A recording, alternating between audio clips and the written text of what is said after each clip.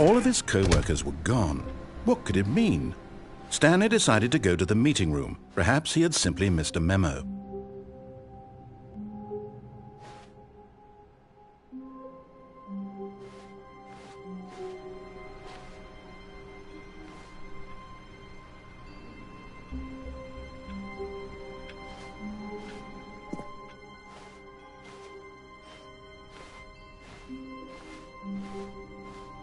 When Stanley came to a set of 2 open doors, this was not the correct way to the meeting room, and Stanley knew it perfectly well.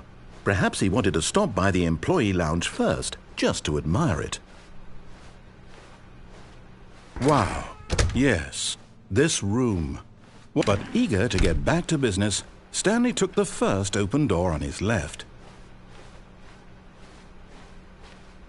Stanley was so bad at following directions, it's incredible he wasn't fired years ago.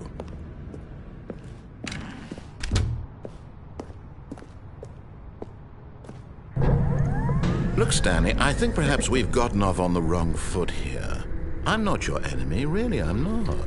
I realize that investing your trust in someone else can be difficult, but the fact is that the story has been about nothing but you all this time. There's someone you've been neglecting, Stanley. Someone you've forgotten about. Please, stop trying to make every decision by yourself. Now, I'm not asking for me, I'm asking for her. This is it, Stanley. Your chance to redeem yourself, to put your work aside, to let her back into your life. She's been waiting.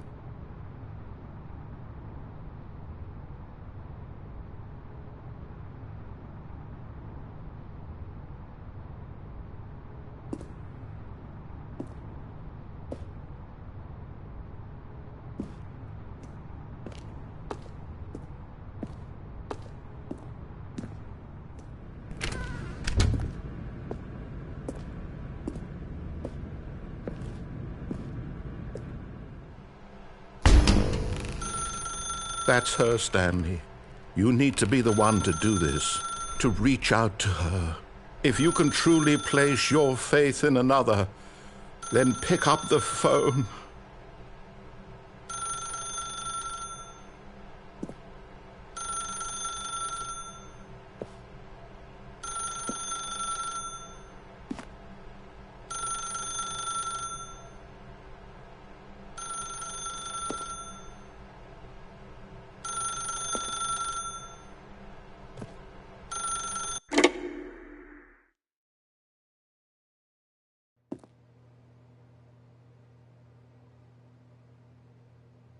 Stanley, is that you? Hold on, sweetie. Sorry to keep you waiting. I'm just pulling the bread out of the oven. All right. Okay, there we go. All right, now, I want you to come in and tell me all about your day. Gotcha.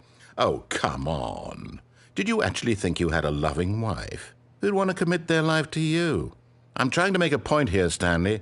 I'm trying to get you to see something. Come inside. Let me show you what's really going on here. Sorry, but you're in my story now.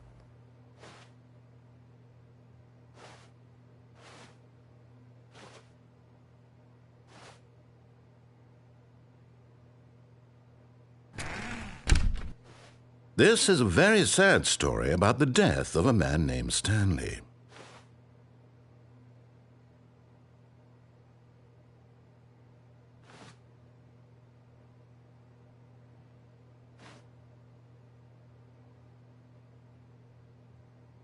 Stanley is quite a boring fellow. He has a job that demands nothing of him, and every button that he pushes is a reminder of the inconsequential nature of his existence.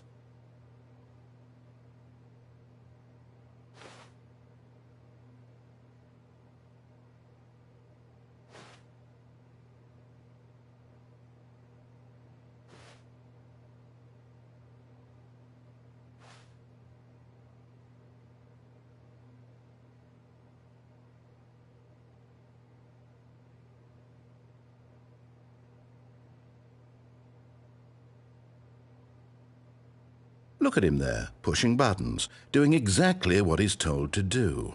Now he's pushing a button. Now he's eating lunch. Now he's going home. Now he's coming back to work. One might even feel sorry for him, except that he's chosen this life.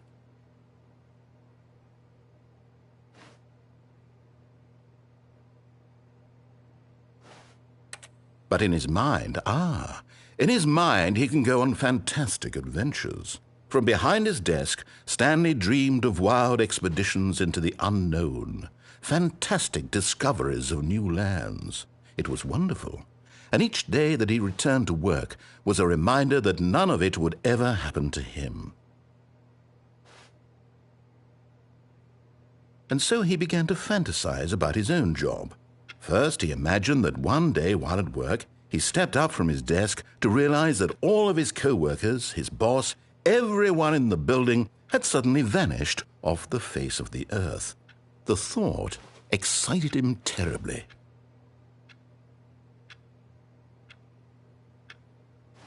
So he went further. He imagined that he came to 2 open doors and that he could go through either. At last, choice. It barely even mattered what lay behind each door. The mere thought that his decisions would mean something was almost too wonderful to behold. As he wandered through this fantasy world, he began to fill it with many possible paths and destinations. Down one path lay an enormous round room with monitors and mind controls. And down another was a yellow line that weaved in many directions, and down another was a game with a baby. And he called it the Stanley Parable. It was such a wonderful fantasy, and so in his head he relived it again, and then again, and again, over and over, wishing beyond hope that it would never end, that he might always feel this free. Surely there's an answer down some new path, mustn't there be? Perhaps if he played just one more time.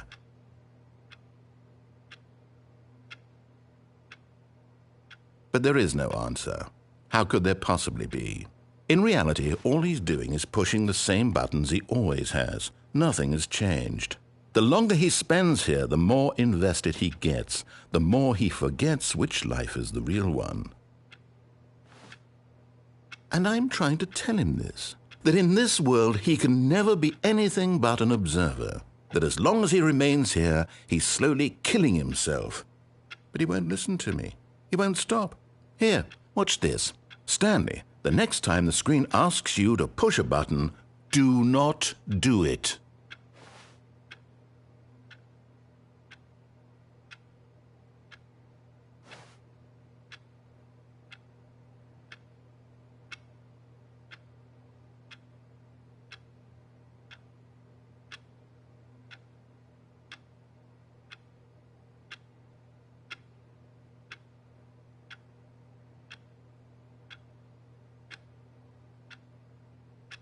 You see? Can he just not hear me? How can I tell him in a way that he'll understand that every second he remains here, he's electing to kill himself? How can I get him to see what I see? How can I make him look at himself?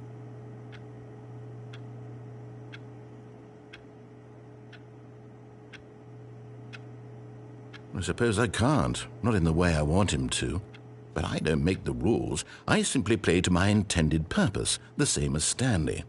We're not so different, I suppose. I'll try once more to convey all this to him. I'm compelled to. I must. Perhaps, well, maybe this time he'll see.